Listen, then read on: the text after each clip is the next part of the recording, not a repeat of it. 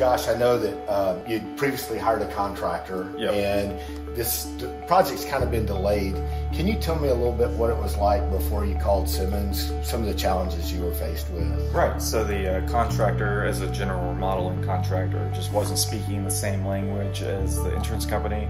Once we brought James on, it was very easy to work with them. They knew exactly what we were asking for, exactly what we needed, and we were able to bump their estimate up and actually be able to get back into our house.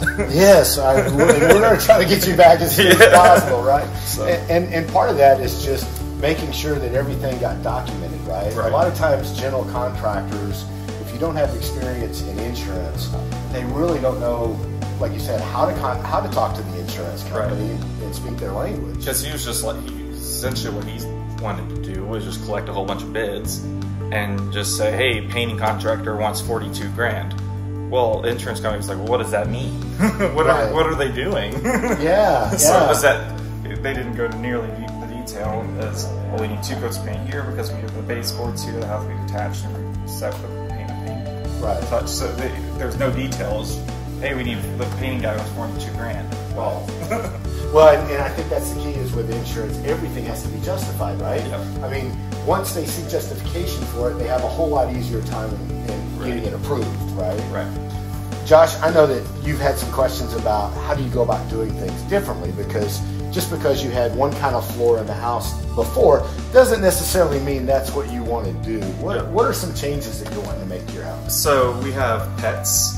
We love the dogs too, and that instead of go with the nice laminate flooring with a good underlayment to be a little more pet friendly. Has that been a pretty easy process with us? Yes. Okay, all right. It was easy to go in the store, look at all your samples, availability, take a couple home.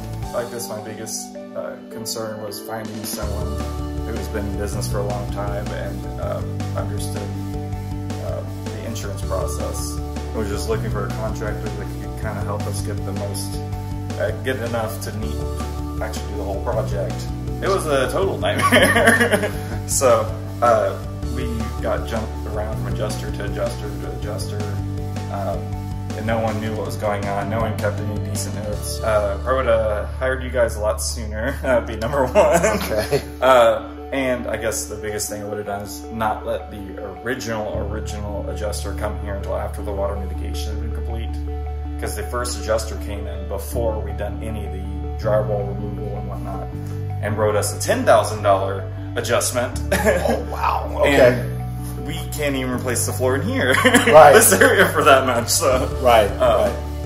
Who would you say would be the most trusted person in this relationship? Your insurance company or a good contractor that knows what they're talking about? So the insurance company was very fair in dealing with some of the non-actual construction-related items.